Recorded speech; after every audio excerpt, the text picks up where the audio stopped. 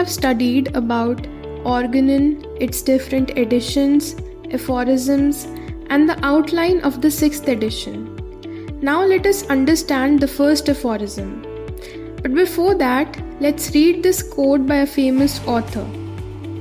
Student, you do not need to study to pass the test. You study to prepare for the day when you are the only thing between a patient and the grave. Now this is aphorism number 1. अगर आप first prof में हैं तो इसे याद कर लीजिए, और अगर आप फर्स्ट प्रॉफ पास कर चुके हैं या आप प्रैक्टिशनर हैं तो फिर आपको वो दिन याद आ जाएंगे जब आप इस एफोरिज्म को बार बार बोल के याद करते थे, क्योंकि ये वाइवा का सबसे इम्पॉर्टेंट क्वेश्चन रहता था तब कि what is the physicians mission. पहले एक बार इसको रीड कर लेते हैं, फिर एक्सप्लेनेशन समझेंगे इसकी वर्ड बाय वर्ड, ठीक है। The physician's high and only mission is to restore the sick to health, to cure as it is termed। ये है aphorism। और अगर हम इसके footnote की बात करें तो footnote में लिखा हुआ है his mission is not however to construct so-called systems by interweaving empty speculations and hypotheses concerning of the internal essential nature of the vital processes and the mode in which diseases originate in the interior of the organism, whereon so many physicians have hitherto ambitiously wasted their talents and their time. Nor is it to attempt to give countless explanations regarding the phenomena in diseases and their proximate cause, which must ever remain concealed, wrapped in unintelligible words and an inflated abstract mode of expression which should sound very learned in order to astonish the ignorant, whilst sick humanity sighs in vain for aid. Of such learned reveries, to which the name of the theoretic medicine is given, and for which the special professorships are instituted, we have had quite enough, and it is now high time that all who call themselves physicians should at length cease to deceive suffering mankind with mere talk and begin now instead for once to act, that is really to help and to cure। ये aphorism basically है क्या? It is basically a commitment जो doctor Hahnemann हर physician से चाहते हैं, चाहे वो physician allopathic हो, चाहे वो होम्योपैथिक हो, चाहे वो आयुर्वेदिक हो। हम सभी को मालूम है कि एक डॉक्टर का काम है इलाज करना। The work of a physician is to treat। पर डॉक्टर हेनेमन यहाँ पे हमें सिर्फ हमारा काम नहीं समझा रहे, वो हमें हमारा मिशन समझा रहे हैं कि हम क्यों इस होम्योपैथी में आए या क्यों हम डॉक्टर बने। हमारा एम क्या होना चाहिए, हमारा मिशन क्या होना चाहिए। हमारा मिशन है क्योर करना पेशेंट को, उसे कम्प्लीटली निरोग बनाना। कहने को ये एक लाइन है, सिर्फ एक लाइन, पर लेकिन नहीं, इसमें हर टर्म इतना स्पेसिफिकली, इतना एप्टली यूज़ किया गया है। Every term in this one line is pregnant with meaning and the choice of words is very apt. ये लाइन मैं दोबारा पढ़ती हूँ। The physician's high and only mission is to restore the sick to health, to cure as it is termed। Doctor Hahnemann ने physician word से पहले the use किया है। इस द की भी बहुत इम्पोर्टेंस है। द वर्ड तब यूज़ किया जाता है या ये आर्टिकल तब यूज़ किया जाता है जब कोई स्पेसिफिक पर्सन जिसके पास टाइटल हो उसके बारे में बात कर रहे हो, या फिर कोई ऐसा शख्स जो इकलौता हो उस टाइटल का। जैसे हम प्रेसिडेंट बोलते हैं तो द प्रेसिडेंट ऑफ इंडिया बोलते हैं। तो यहाँ पे वो द से ये बताना चाह रहे हैं कि एक फिजिशियन तब बनता है जब उसका काम नहीं, उसका मिशन उसके काम से पहले आए। अब अगर फिजिशियन की बात करें तो फिजिशियन कौन है? अ health professional who practices medicine which is concerned with promoting, maintaining और रीस्टोरिंग हेल्थ। तीनों चीज़ों का काम आना चाहिए, प्रमोट करना भी, उस हेल्थ को मेंटेन करना भी, और अगर कोई उस हेल्थ से डीरेंज हो रहा है या सिक हो रहा है तो उसको वापस से हेल्थ को रीस्टोर करना। High and only mission, high and only मतलब इससे ऊपर कुछ भी नहीं है, सिर्फ यही है जो है। It is the only mission जो एक फिजिशियन का होना चाहिए। और वो मिशन क्या है? It is to restore. The first word is restore, यानी कि किसी भी चीज़ का ओरिजिनल स्टेट पे वापस आ जाना। A return to an original state after depletion और लॉस। चाहे वो लॉस आपका फ्लूइड्स का है, चाहे वो लॉस आपके इमोशंस का है, कुछ भी है, उससे आपको वापस रीस्टोर करना है। तो वो आपका पहला मिशन होना चाहिए, टू रीस्टोर। रीस्टोर क्या करना है? सिक पर्सन को या सिक को हेल्थ पे वापस रीस्टोर करना है। अब सिक कौन है? वो इंसान या वो शख्स जो ठीक नहीं है, चाहे वो फिजिकली हो, चाहे मेंटली हो, चाहे सोशली हो।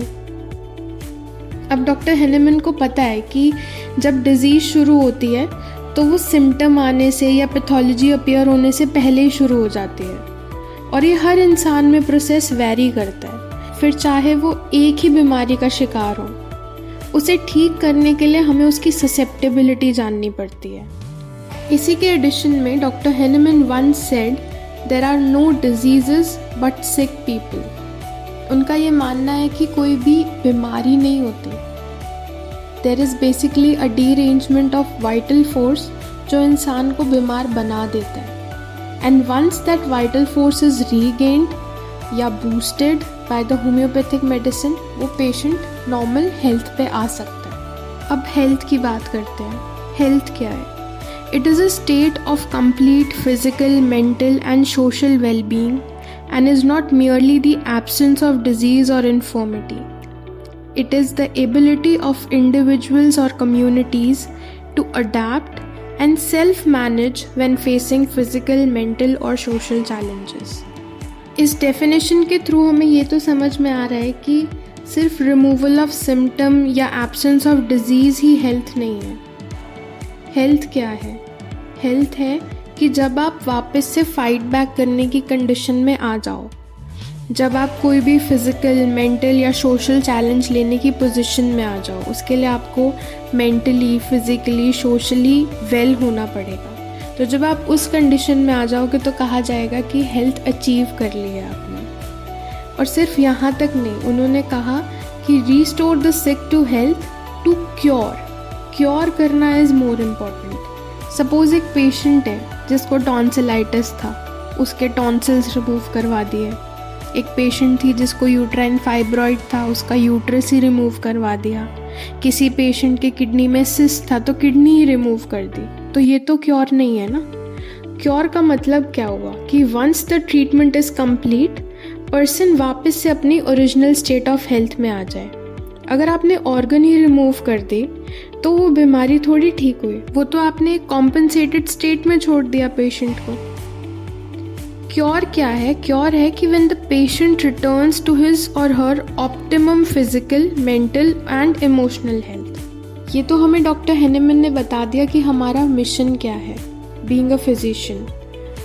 पर अब उन्होंने फुटनोट लिखा। वो फुटनोट में समझाना चाह रहे हैं कि क्या है जो हमें नहीं करना है एज अ फिजिशियन।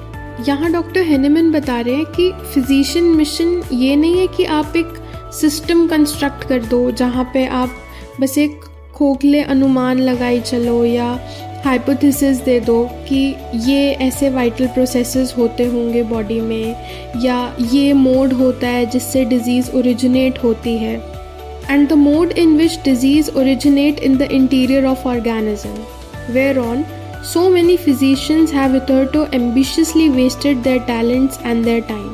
यहाँ वो बोल रहे हैं कि बहुत से फिजिशियंस यही करते हैं और इतने एम्बिशियस हैं कि वो अपने टैलेंट और टाइम दोनों को वेस्ट कर रहे हैं इस चीज़ को समझने के लिए या दूसरों को समझाने के लिए। Nor is it to attempt to give countless explanations regarding the phenomena in diseases and their proximate cause.